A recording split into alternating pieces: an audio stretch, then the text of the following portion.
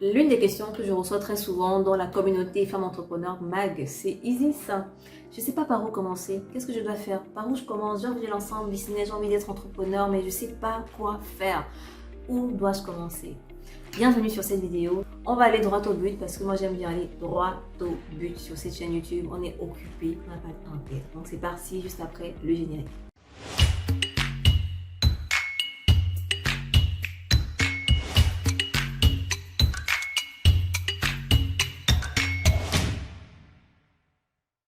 Pour lancer un business en ligne, pour lancer un business en général, il faut avoir une idée. Qu'est-ce que tu veux proposer aux gens?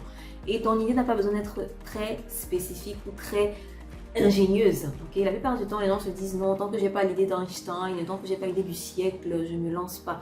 En réalité, ton idée peut être déjà implémentée quelque part, mais tu devras trouver un atout différenciant. On va y revenir. Donc, tu dois avoir une idée qui peut venir soit de l'extérieur, de l'inspiration des gens et tout, ou de ta propre vie, de ce que tu traverses. Est-ce que tu as un problème au quotidien qui te dérange et tu aimerais trouver une solution? Si tu n'as pas la solution, tu crées la solution. Ou si tu n'es pas satisfait des solutions actuelles, tu crées la solution. Donc, ça vient vraiment d'un problème, d'accord?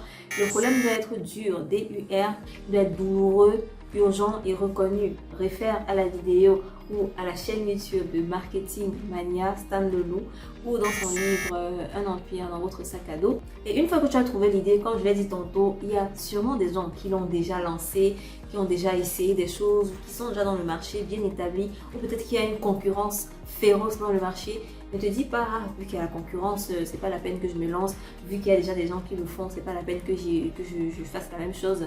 Dis-toi plutôt, comment vais-je me différencier? Quel sera mon atout différenciant? Et il y a toujours un moyen de se différencier. Tu as plusieurs manières. Ça peut être de venir avec un service plus performant, ça peut être de venir avec un produit qui a un petit point différenciant par rapport aux produits des concurrents, ça peut être de venir avec une approche plus spécialisée dans ce que tu proposes, ça peut être de venir avec ta personnalité tout simplement. Ça compte aussi. On n'achète pas que le produit, on peut aussi acheter la personne qui est derrière. Donc si tu vois qu'il y a beaucoup de personnes qui proposent le même produit que toi mais ne se montrent pas, tu peux venir te montrer et ta personnalité va attirer à toi certains types de clients qui vont constituer ta communauté. Une autre manière de te différencier, c'est d'utiliser un autre canal marketing que celui de tes concurrents. Par exemple, tu te rends compte que dans ta niche, les concurrents sont majoritairement sur Instagram.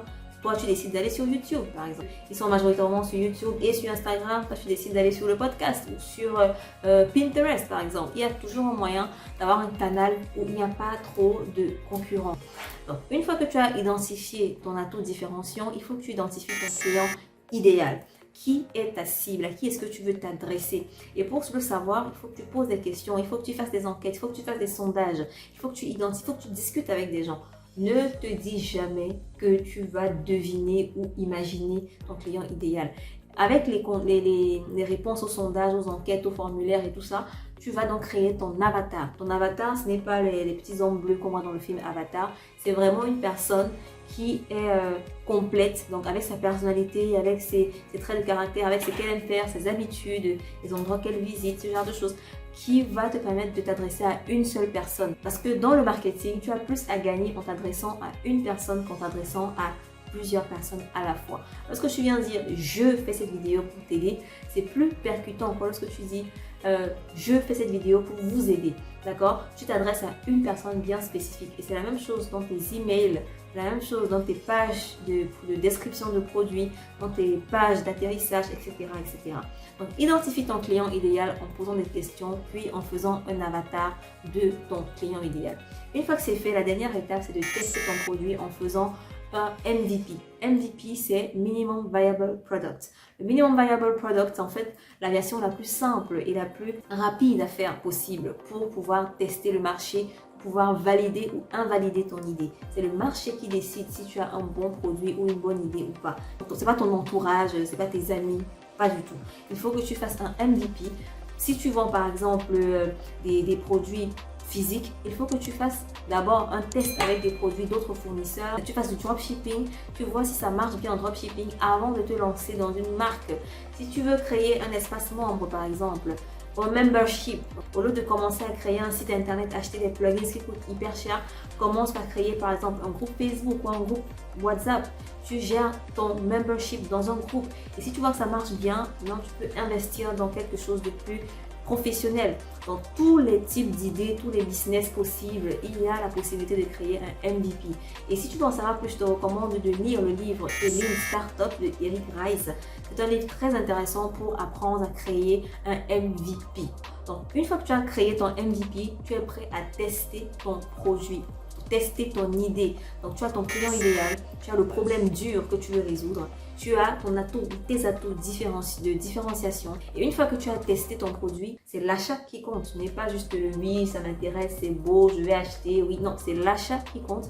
Une fois que tu as des gens qui ont acheté et qui reviennent acheter, tu sais que tu as un système mis en place, tu sais que tu as déjà un business possible. Donc, il est temps de scaler rapidement, d'optimiser et de scaler rapidement. Donc, c'est comme ça que tu lances ton business en ligne. S'il y a des étapes que tu n'as pas compris et pour lesquelles tu aimerais avoir plus de détails, n'hésite pas à me poser tes questions dans les commentaires. J'essaierai de répondre à toutes les questions. Et surtout, n'hésite pas à aller prendre la formation Formule Web que j'ai créée pour t'apprendre à tester ton idée de business. C'est vraiment une formation très complète sur 5 jours par mail pour t'aider chaque jour. Une fois par jour, tu reçois un mail pour t'aider à lancer ton testing. D'accord? C'est tout pour cette vidéo. J'espère qu'elle t'a plu, qu'elle t'a aidé et que tu pourras lancer ton business en ligne, que tu as déjà les cartes en main, tu as déjà tout ce qu'il te faut pour commencer à travailler sur ton business en ligne. Je te souhaite de réussir et je te dis à très bientôt pour une prochaine vidéo. C'était Isis, un plaisir. À bientôt.